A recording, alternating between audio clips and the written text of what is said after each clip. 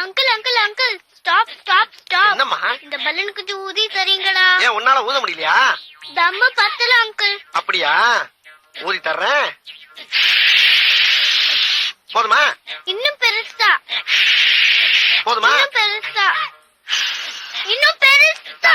இதுக்கு மேல ஊத உடைஞ்சிடாது. உடையாது உடையாது, நீங்க தைரியமா ஊதுங்க, அதை நான் பாத்துக்கிறேன். நீ பாத்துக்கிறியா?